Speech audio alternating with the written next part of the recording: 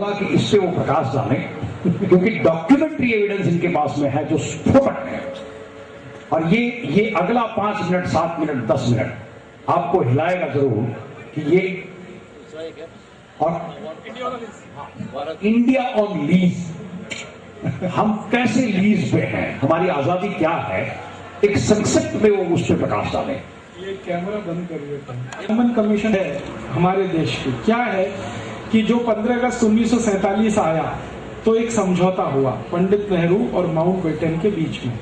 वो समझौते का नाम है ट्रांसफर ऑफ पावर एग्रीमेंट, नाम ही है उसका, ट्रांसफर ऑफ पावर एग्रीमेंट। वो एक एग्रीमेंट के नीचे 1500 छोटे छोटे समझौते हुए, शर्तें हैं वो। तो अंग्रेज कह रहे हैं कि ये मानोगे तो हम आजादी देंगे, ये मानोगे तो आजादी देंगे, ये मानोगे तो आजादी देंगे। तो ये आजादी अंग्रेजों द्वारा दी गई है, हमने ली नहीं है। क्योंकि आजादी लेने वाला जो वर्ग था वो 1947 तक खत्म हो चुका था।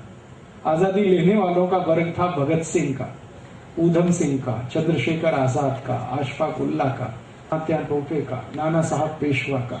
ये लोग थे, लोकमान्य तिलक का। ये मानते थे कि हम आजादी लेंगे, लड़कर लेंगे, झगड़ कर लेंगे और अंग्रेजों को मार के बनाएंगे। दुर्भाग्य इस देश का यह हुआ कि 1947 तक इनमें से कोई नहीं बचा, ना भगत सिंह, ना ऊधम सिंह, ना चंद्रशेखर, ना कोई। तो फिर जो बचे वो सब मीडियोकर किस्म के थे। मीडियोकर शब्द आप अच्छे से समझते हैं। तो इन्होंने अंग्रेजों को भगा के आजादी ली है, ऐसा नहीं है। अंग्रेजों ने कुछ दया के साथ और प्रेम और करुणा के साथ आजादी दी है, जिसको वो किसी भी दिन वापस ले सकते हैं। ये है समझौता, जिसको ट्रांसफर ऑफ पावर एग्रीमेंट कहते हैं। इसके सारे डॉक्यूमेंट्स लंदन में है, हाउस ऑफ कॉमन्स की लाइब्रेरी में। कुछ हिस्सा उसका मेरे पास भी है, लेकिन पूरा नहीं है। मेरी कोशिश है कि ये भारत में सारे डॉक्यूमेंट्स आ जाएं। एक बार मेरा दिल है कि टीवी पर खोल खोल के सबको पढ़ाया जाए कि देखो ये क्या लिखा नेहरू जी ने, क्या कहा है माउंटबेटन। तो माउंटबेटन के शब्दों में और अंग्रेजों की भाषा में मैं अगर कहूं तो India is on lease for 99 years. 99 साल की लीज पर है आपका देश। 99 साल जिस दिन पूरे हो जाए, अंग्रेजों की औकात है कि वो आपसे वापस ले सकते हैं। और चूंकि ये लीज का सारा खेल है, इसलिए आज तक भारत के किसी भी प्रधानमंत्री ने हमारे कानून बदले नहीं। जो अंग्रेज बना गए वैसे के वैसे ही है, सारे कानून वैसे। इंडियन इनकम टैक्स एक्ट अंग्रेजों का बनाया हुआ, आईपीसी इंडियन पीनल कोड अंग्रेजों का, सीआरपीसी अंग्रेजों का, सीपीसी अंग्रेजों का, इंडियन एजुकेशन एक्ट अंग्रेजों का, लैंड एक्विजिशन एक्ट अंग्रेजों का, इंडियन सिटीजनशिप एक्ट अंग्रेजों का बनाया हुआ, सब कुछ उनका बनाया हुआ है। और आज तक उसको इन्होंने मेंटेन किया है, इसको बदला नहीं है। और इससे भी ज्यादा खतरनाक स्थिति है, इंग्लैंड की महारानी कभी भी हिंदुस्तान आए तो उसको वीजा की जरूरत नहीं है। बिना वीजा वो भारत आ सकती है, क्योंकि आप उनकी प्रॉपर्टी हैं। इंग्लैंड की महारानी जब भारत आती है तो यही माना जाता है कि वो अपने ही देश में जा रही है। इसलिए जब जब वो भारत आई है विदाउट वीजा आई है।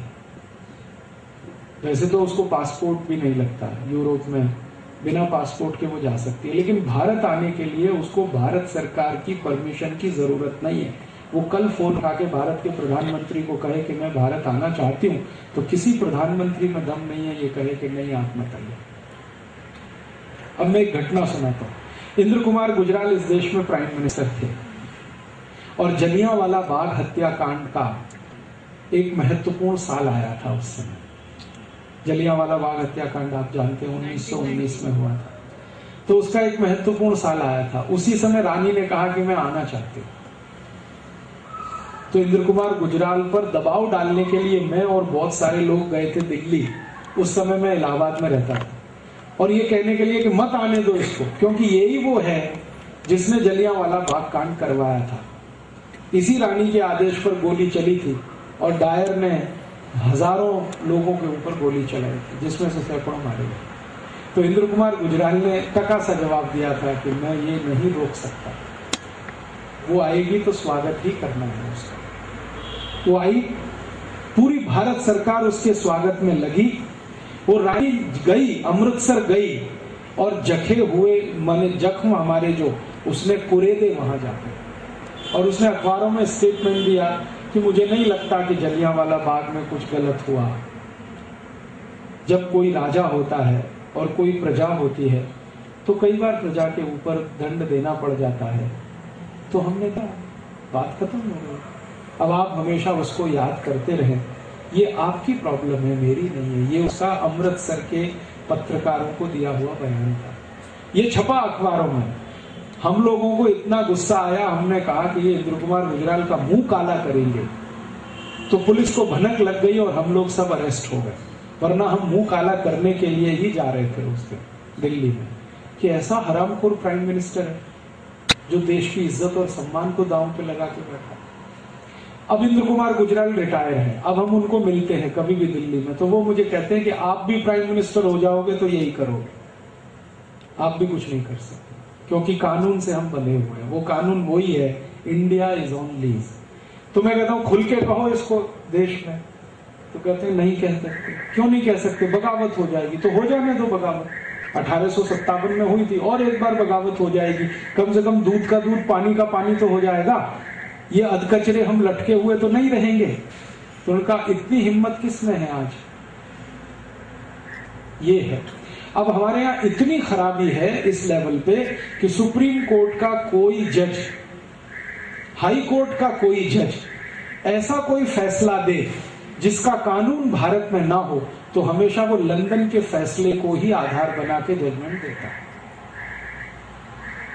मान लो कोई फैसला देना है सुप्रीम कोर्ट को, उसका कोई कानून हमारे देश में नहीं है, तो आधार फिर लंदन से मंगाया जाता है कि वहां का कोर्ट क्या कहता है, उसको बेस करके यहाँ जजमेंट दिए जाते हैं। और इसी कारण कोई भी कोर्ट जजमेंट अंग्रेजी में ही देता है, भले वो गुजरात में चले या केरल में चले। इसका मतलब तो ये हो गया कि अमेरिका से भी हम बड़े जुट चला रहे हैं कि हम वहां जा रहे हैं। ये नेताओं से पूछने की जरूरत है। 15 अगस्त मनाते हैं, हर साल तिरंगा झंडा फहराते हैं, 26 जनवरी मनाते हैं, बच्चों को कहा जाता है लड्डू खाने को आ जाओ, वो लड्डू ही है, बाकी कुछ नहीं। वो आजादी तो सब कहीं रखी हुई है। क्योंकि एक काम हम ऐसा नहीं कर पाए इस देश में कि अंग्रेजों ने जो हमारे साथ समझौता कर दिया उसको जला के नहीं फेंक पाए 60 साल में। और क्या करेंगे?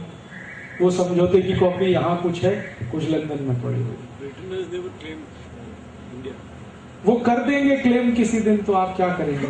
मान लीजिए अभी उन्होंने क्लेम नहीं किया क्योंकि उनको मालूम है कि उनके देश में जो कुछ वो चाहते हैं वो हो ही रहा है। यहाँ जो कुछ ब्रिटिश चाहते हैं वही तो हो रहा है इस देश में। तो अगर मान लो वो ये तय कर लें आज, क्योंकि उनकी ब्रिटिश जो चाह रहे हैं वो हो रहा है, that is in terms of commerce, value system, all that. What about political उनको लगता है कि भारत को अभी हैंडल कर नहीं सकते क्योंकि फाइनेंशियली बहुत कमजोर है। 1947 में भी भारत उन्होंने छोड़ा तो इसलिए नहीं छोड़ा कि उनके दिल में हमारे प्रति सद्भावना थी, इसलिए छोड़ा कि सेकेंड वर्ल्ड वॉर में इतनी पिटाई हो चुकी थी उनकी कि भारत को साथ रखना उनके लिए संभव नहीं था। हांगकांग का 99 ईयर्स का लीज था, तो वो तो उनको देना पड़ेगा। हाँ, तो हमारा भी 99 साल पूरा होगा तब जाके कोई फैसला होगा, तब तक तो ये पर्दा ही पड़ा हुआ। हिंदुस्तान के नेता बात नहीं करना चाहते इस विषय में। हांगकांग का जो बहस डिबेट हुआ था वो 10 साल पहले से चालू है कि कैसे ट्रांसफर ऑफ पावर होगा, चाइना में जाएगा कि उसका इंडिपेंडेंस रहेगा। So all that thing started happening 10 years back before it was handed over. So I mean this is a very big issue what you say. 1943 में हमारे यहाँ भी स्टार्ट हो गया था ये सब कि भारत आजाद होगा तो किन कंडीशंस पे होगा, क्या रहेगा भारत में, क्या नहीं रहेगा। As per your revelation, India is on lease, and if India is on lease, it's a big issue. बहुत बड़ा इशू है और ये बिग इशू को खोलने के लिए मेरी बहुत दिल की इच्छा है कि कोई ऐसा चैनल मुझे मिले जो फ्री हैंड दे, तो वो सब डॉक्यूमेंट्स में चैनल पे दिखाना चाहता हूं।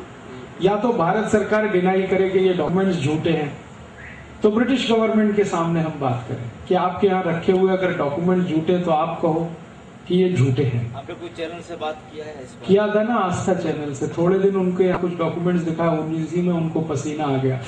एक छोटा सा डॉक्यूमेंट मैंने दिखा दिया कि कांग्रेस की स्थापना कैसे हुई थी, तो उसी में वो किरीट भाई को इतनी तकलीफ हो गई। उन्होंने कहा राजीव भाई आपका तो कोई ना बीवी है ना बच्चा, मेरे तो बीवी बच्चे हैं, मेरा ये लाइसेंस कैंसिल हो गया तो मैं तो सड़क पे आ जाऊंगा। आप कृपया करके इतनी खतरनाक और विस्फोटक चीजें मत दिखाइए। आप